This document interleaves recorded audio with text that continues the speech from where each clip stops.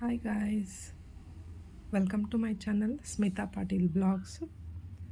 ಹಣ್ಣು ಮೆಣಸಿನಕಾಯಿದ್ದು ಚಟ್ನಿ ಮಾಡೋಣ ಅಂತ ಇವತ್ತು. ಅವನ್ನೆಲ್ಲ ತೆಗೆದು ತೊಳೆದಿಟ್ಕೊಂಡಿದ್ದೆ ನಾನು. ಈಗ ಹುರ್ಕೊಳಕತ್ತೀನಿ. ಇದು ಸ್ವಲ್ಪ ಬಾಡ್ದಂಗೆ ಆಗ್ಬೇಕು, ಇವು ಅಷ್ಟು ಸಾಕು ಹುರಿದ್ರೆ. ನೋಡ್ರಿ ಹಿಂಗೆ. ಇನ್ನು ನೆಕ್ಸ್ಟ್ ಅದಕ್ಕೆ ಮಸಾಲೆ ರೆಡಿ ಮಾಡ್ಕೊಳ್ಳೋಣಂತ. ಒಂದು 8 ಬೆಳ್ಳುಳ್ಳಿ ತೊಗೊಂಡೇನಿ. ಆಮೇಲೆ ಒಂದು 2 ಲಿಂಬೆಹಣ್ಣಿನ ಸೈಜದ್ದು ಬೆಲ್ಲ ತೊಗೊಂಡೇನಿ.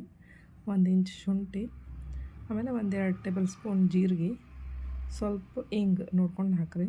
ಆಮೇಲೆ ಹಳ್ಳುಪ್ಪು, ಆಮೇಲೆ ಒಂದು ಸ್ವಲ್ಪ ಕರಿಬೇವು.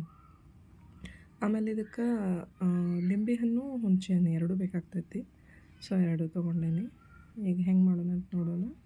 ಒಂದು ಮಿಕ್ಸಿ ಜಾರ್ ತೊಗೊಂಡು ಅದಕ್ಕೆ ಮೆಣಸಿನ್ಕಾಯಿ, ಬೆಳ್ಳುಳ್ಳಿ, ಕರಿಬೇವು, ಜೀರಿಗೆ, ಹುಣಸೆಕಾಯಿ, ಆಮೇಲೆ ಶುಂಠಿ ಹಾಕೋಣ.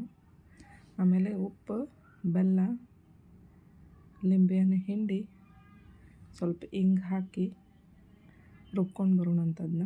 ಫೈನ್ ಪೇಸ್ಟ್ ಮಾಡೋಣ. ನೋಡಿರಿ, ಫೈನಲಾಗಿ ಹಿಂಗಾಯ್ತು ಚಟ್ನಿ. ಇದನ್ನು ನಾವು ಡೈಲಿ ರೊಟ್ಟಿ ಒಳಗೆ ತಿಂತೀವಿ. ಮಸ್ತ್ ಟೇಸ್ಟ್ ಬರ್ತೈತಿ. ನೀವು ಮಾಡಿ ನೋಡಿರಿ.